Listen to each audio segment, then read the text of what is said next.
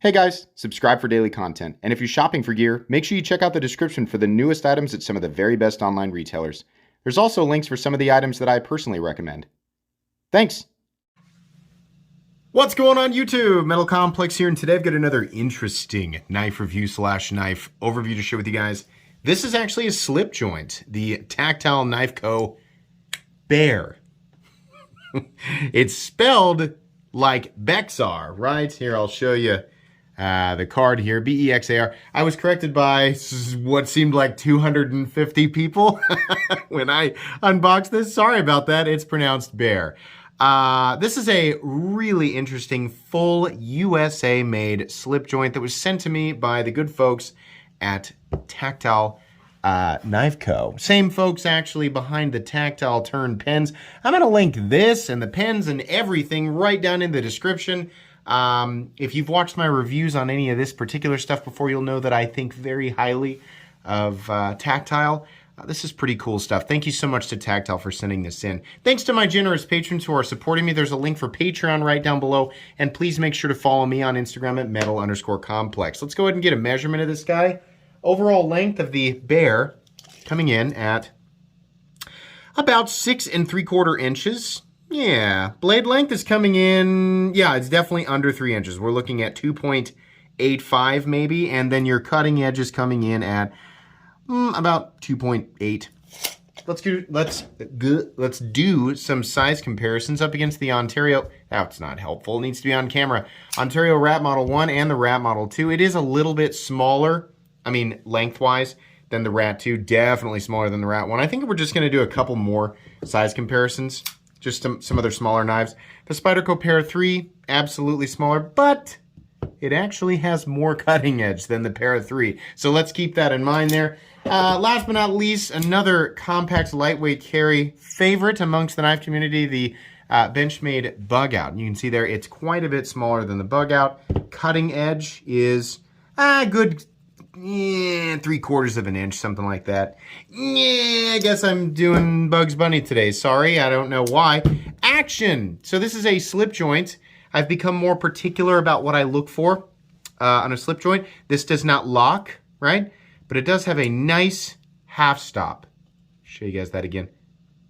Right there, and then snap into place. It's got two, I always call them nail nicks, but I know I'm going to get that wrong. It's two of them here, but they're pretty easy to grab onto. Mid-stop, snap out into the open position. That is just right. That is what we want.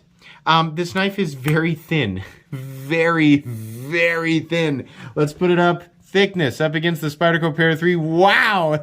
You're not going to be carrying... it's like two of these would be the same thickness as the Spyderco Para 3. Yeah, which is great for people like me who carry a slip joint style knife in their rear pocket, or if you carry like a secondary knife, right? It's kind of nice to have something like this. For me, it's kind of like, you know, let's say if we're doing, you know, maybe this is my EDC for the day. And then I do this as a backup. It's kind of nice. It's situational. Sometimes I don't need, you know, the giganticness, not that it's absolutely a gigantic knife, but the giganticness of the Spyderco PM2. Sometimes I might just need something like this. And it's kind of nice to have a second option depending on where you are and what you're doing. What are we looking at for materials? We are looking at MagnaCut, CPM MagnaCut. You can see it right there, which is pretty cool. I believe they also offer these in CTS XHP and 20 CB, I think. All of those are American steels, Carpenter, Crucible, and MagnaCut is also Crucible. So that's pretty cool. The titanium is titanium. Very good. We're going to go ahead and weigh it. Sorry, I started a sentence and didn't know how to finish it there. The weight on this guy, 1.98 ounces. So yeah, ratios are going to be great. I think this is going to be a pretty justifiable carry for most people. So there you go. How about we do a hardware check? Let's get out my tools. As per usual, my tools are very inexpensive and very recommendable. You can find them right down in the section of my description that talks about the tools I use on this channel. Sorry, these were backwards. I don't know why. Let's check here. I'm feeling like this hardware is going to be a T8, and it is. That's wonderful. And the pivot, also a T8. Is it? Are you T8 or are you a little bit bigger than that? Hold on. Hold on. I don't know why. Yeah. No. No, it's T8. Sorry, I'm just being dumb. T8, across the board, fantastic. Not only can you take this slip joint apart, but you can do it without stripping your hardware or the fasteners. And it has a captive pivot. Look at that. Pretty cool. I'm pretty happy with that. I can't complain at all. Let's do blade stock thickness. Calipers. There they are. Still going. I can't believe it. How many days in a row have I been saying these are going to die soon? I'm getting those batteries worn down. This is a very, very thin blade stock. That's probably the thinnest measurement that I have ever recorded, outside of maybe the Opinel. And even then, I think we're in Opinel territory as far as, the blade stock goes. So there you go. I think we should go ahead and move into the meat and potatoes of this review here. This is a very classy looking American slip joint. And the folks at Tactile, they kind of have that down. Here's my turn bolt pen. And I also have, I should have had this out and ready to go for the, review here. It must be in the other knife case. Ugh, knife guy problems, right? Okay, so there we go. The rock wall. So they kind of have this theme going on of just, not the obnoxious, like overly simplistic, as kind of the minimalist. Yes, I am a minimalist. Not like that. It's just, they did it in a cool way. They did it in a functional way where, yes, there's not a lot going on aesthetically, but there's enough going on when you look close that you appreciate it. And none of that has been put, it's not prioritized over function and ease of manipulation. All three of these items, I found that to be the theme, and I very much appreciate it. Absolutely. In fact, since we were talking about backup knives, the Rockwall actually makes an excellent primary, and the Bear an excellent backup to it. Or you could carry the Bear as a primary. And then of course the pens, like all of this stuff together, this is a reasonable EDC loadout, and you're not carrying a whole lot, right? That's kind of the theme here, is that you're maximizing the amount of utility and the amount of feel goodness for the stuff in your pocket, for the amount of usable tool you're carrying. So I hope that makes sense. I really like that. This is nice and thin, but this isn't the type of knife that I'm really going to need a full 4-finger grip on. But the handle is big enough to where you can do that. Most of the time, I'm probably going to be holding the knife like this. Obviously, it doesn't lock, so I'm not going to be putting my thumb up there. There's quite a bit of pressure, though. I mean, if you did accidentally, you'd know, oh, I shouldn't be pushing down on that, right? It's not going to come flying down. The texturing here on the titanium is beautiful, and it is absolutely functional. There's enough there to grab your finger and let you know, that you can build up some traction there, hold on to it. I really appreciate that. And the edges here are nicely rounded down. Sometimes I talk about, it's nicer to have a lot of material, thicker or, and/or contoured material in your hand when you're going to be doing some heavy-duty cutting. This isn't a knife that you're going to be doing heavy-duty cutting with, so it doesn't really bother me that it's thinner, but they went ahead and did little things that they didn't have to do, like knocking these edges down and making sure that every last little corner was rounded so that there are no uncomfortable hand positions with this knife. The blade is a classic, getting fingerprints off of it, clip point style blade that just says Tactile on one side and MagnaCut on the other. Nothing else. We have a nice, just kind of low reflectivity tumbled finish. The whole thing is just very simple, right? Somebody who didn't know better would look at this and think that it's just a simple pocket knife sitting on your desk, which in a way is kind of nice, because it doesn't necessarily, I think there's something to be said about items that do not look expensive to people who don't know much about pocket knives. If you do leave it out, I feel like it's less of a target for theft, right? Something like this. as a knife guy, I kind of appreciate that. I can look at this and go, it looks like it probably is pretty pricey, but somebody who's not into pocket knives might look at this stuff and think, I doubt it's pricey, you know? And that's not an insult to Tactile at all. I actually really like that. It's not really important to me that anybody else knows that the stuff well, aside from the fact that I am a YouTuber and I tell people what I'm carrying and I talk about the price of it. I mean, like in my day-to-day life, right? It's not important to me that everybody around me knows how valuable the items are that I'm carrying. So I kind of appreciate it, right? I don't need anybody else to know, and I don't want them to know if I accidentally happen to leave something like this out. Of course, that won't protect you against people who will steal things regardless of value. Anyways, that was kind of a weird side ramble there. The blade is very thin, and let me tell you, it is very, very sharp. This is a laser beam, and it's going to be used for simple things like opening up packages, right? And it will do that easily. Letter opener, right? If you want to use this as your dedicated letter opener in your vehicle or in your office or wherever, right? Yeah, it'll do that. The blade is going to excel at puncture tasks, though you have to be careful when you're puncturing with a slip joint because, again, there's no lock. So if you're met with enough density that you end up folding, right, you just have to be careful about it is what I'm saying. This is, you know, in a way, you can say, you can one-hand close it, but it really is a dedicated two-handed opener, which is not that big of a deal on a knife like this. It doesn't really bother me that you can't. It's just the style of knife that it is. It's more of a, you know, it's a modern traditional knife, which is cool.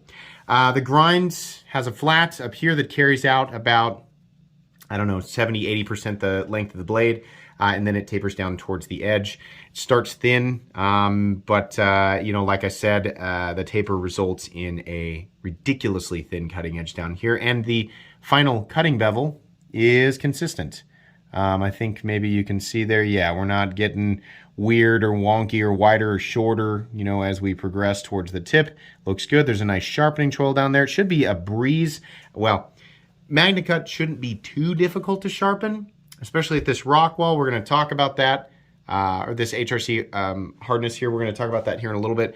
But just, you know, there's a flat area on the blade for your clamps if you use a guided system. The edge just has, you know, slight curvature in the belly. Shouldn't be too bad. Not too much blade to sharpen either. Love the pivot, a little sort of spiral. It's not really a spiral, it's just a series of rings around the pivot. I think it looks nice. Goes with the, you know, texture pattern. Hardware on the frame is flat. There's a little, you know, back here, the spine, well, it's like the spring spine or whatever you call that, you know, slip joint. Sorry, I'm not a slip joint person. So I get this kind of stuff wrong periodically. It's back there. It looks good. Fit and finish all the way around. Everything just looks like it meets up perfectly. I'm real happy. There's a lanyard back here, which you guys know my stance on lanyards, but this is a knife that does not have a pocket clip. And even if it did, they have positioned the lanyard back here. This is all right. You know, in some situations, people carry slip joints with, inside slips. So maybe getting your knife out of the slip, you might make better use of the bead. What is the bead? Real quick here. This is textured monochromatic zircotite, which is actually pretty cool. So yeah, that's neat, right? I mean, people who like to carry knives like this, you're going to be happy that it has that lanyard loop so that you have the option. I will say this. I think this knife, people would EDC it as their dedicated EDC. It's big enough, right? It's not a huge knife, but it's big enough that some people would you know, dedicate this to their EDC, you know, loadout, I guess. It would be their primary knife. This clip right here would do real well on this knife. It's thin enough, and I just feel like people would appreciate that. I kind of wish that it had a pocket clip, because there are definitely situations, I'll tell you, going out to dinner or just going to some type of formal event, this is exactly the type of knife. You know, funny enough, the one that I'm going to carry probably is this Tactile Rockwall, right? Maybe I'll rotate it in and out with my titanium Delica that my wife got me. I want a thinner, nice, simple looking knife with a low profile clip that allows me to carry it completely and totally deep. I think with knives like this, it is important that they carry completely and totally deep because that just looks like a pen clip right, hanging out. Something like this, I think, would be great. This would absolutely be a nice dinner carry, right? Not that that's its, you know, its pure intended purpose, but I can see myself at least, and probably a lot of people carrying something like this for an occasion like that, right? I don't want to whip out a gigantic freaking knife at dinner, right? I'm making it sound really fancy. At Olive Garden. I don't want to whip out a Cold Steel Espada XL at Olive Garden if for some reason I need to cut a thread on my wife's coat or something like that. This is the kind of knife that I would feel, it's not about, I know, people are like, you shouldn't care what other people think. Wow. Listen, God, what a weird thing to say. Like, what a weird thing to prove at a dinner setting, right? Ugh. No, I would feel more comfortable being like, oh, hey, hang on, honey, you got a loose thread, and using something like this that's about 10 times, 100 times less intimidating as some big freaking folding machete, right? So, being that I would not want to carry this as the dedicated knife of the evening in my back pocket and perhaps forget about it after a few Gatorades at Olive Garden, I kind of would like if it had a pocket clip, but I don't think it's necessarily a deal breaker because traditionally knives like this don't have pocket clips. So that's just that's my 2 cents. The lockout, well, it's not locked out, but there is no side-to-side blade play, which is nice. I'm not feeling any pivot lash. This is in the half stop.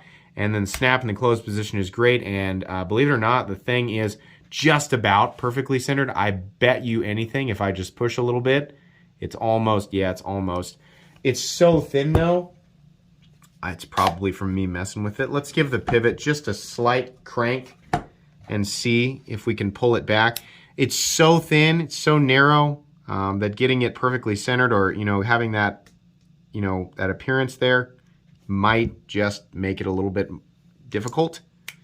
I don't know. Let me see if I can get some good torque on it back here. It's probably gonna be kind of hard to do, honestly. Yeah, is it there? How's that? Pretty darn good. Pretty darn good. I don't think I want to complain about that anymore. So, probably just from me playing with it. Fit and finish on this guy is great. And like I said, this is actually made in the United States. They machine these themselves, which is pretty cool. We got a lot of people kind of, you know, cutting corners on that. They're doing the bare minimum to get that made in the USA stamp, right? You should always question that when you're looking at a knife online and it says made in the USA. Sometimes that doesn't mean anything more than, well, we get all the parts shipped here and we assemble it here and we're doing the bare minimum to get that on our knives, right? Sometimes it means, yeah, we make most of it. Some stuff we have to outsource. And sometimes it means every last little tiny thing is made right here in the United States. Wouldn't surprise me if one or two tiny little things, maybe a washer, screw, something like that. As far as I know, pretty much everything about this knife, everything on this knife, I think, is made in the United States, which is really, really cool. So keep that in mind when we talk about the price here. And what is the price? It's $199, which is a lot of money, right? It is. $200, right? The first thing that our brains do is they go caveman. Big money for small knife. Can't help but reduce to simple concept, right? And that's generally what happens. And some people, that is their brain all the time, right? So there's no talking them out of it. This part of the video, me talking, it's just background noise. And there are people sitting there in front of their phones, tablets, or TV screens just going, can't get. I'm just in the background talking, trying to explain this. And there's just, not my money. Work hard for big money. Spend big money on big knife. Yes, Jeff, buy big knife. And then Jeff, like, you know, walks out of his house, doesn't even use the door, just walks right through it. Big Jeff-size hole in the front of his house. Anyways, yeah, $200 is a lot of money, but you're getting good fit and finish, titanium, Magna Cut, right? Which, Magna Cut, holy cow, isn't that the new super spicy? Yeah, Magna Cut has excellent corrosion resistance, great toughness, very easy to sharpen, and can boast very good edge retention, but that depends on how it's heat treated. There are, as is the case with, you know, Well, every steel, how the composition performs will depend on how it is heat treated, right? A composition that is meant to perform better in the department of edge retention as the Rockwell increases up to a certain point, that certain point being when it becomes too brittle and the payout doesn't make sense, right? Then as you heat treat those compositions higher, then they yield better and better and better edge retention with a good balance of the other attributes, right?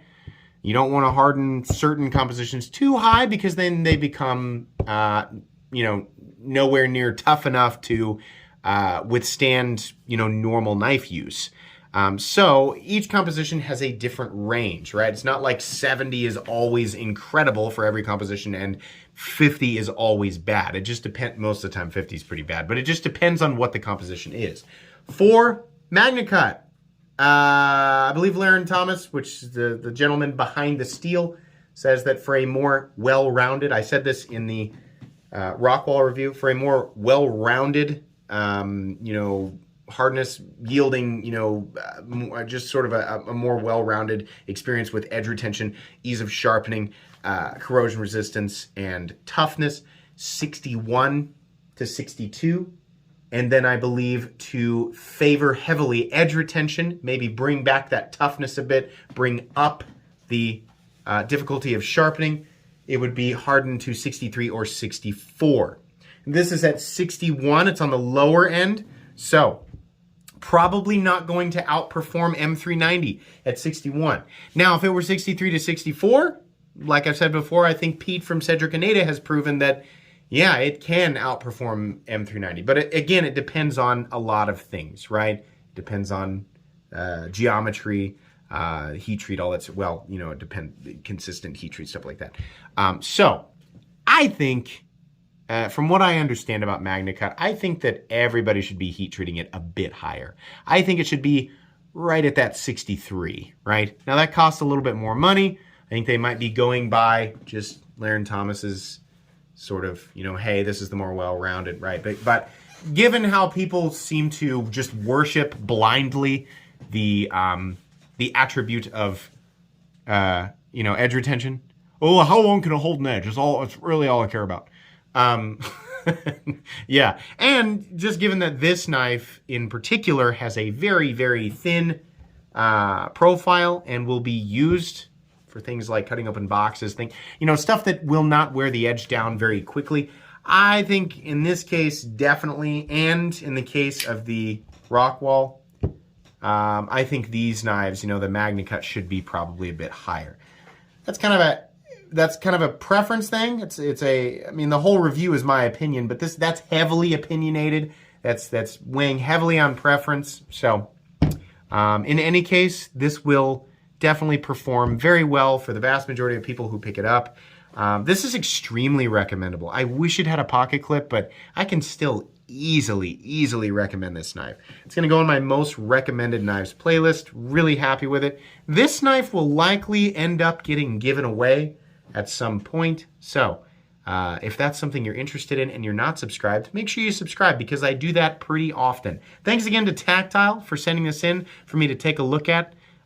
Please make sure to follow me on Instagram at metal_complex. If you enjoyed this video, leave a like. If you'd like to check out my other content, I do, of course, have lots of videos of knives. They're either expensive or inexpensive that I do or don't like, so check those out. And if you enjoy all my content, go ahead and click on that Metal Complex logo right there and subscribe because there's definitely more coming. Thanks again for watching, everybody, and have a great day.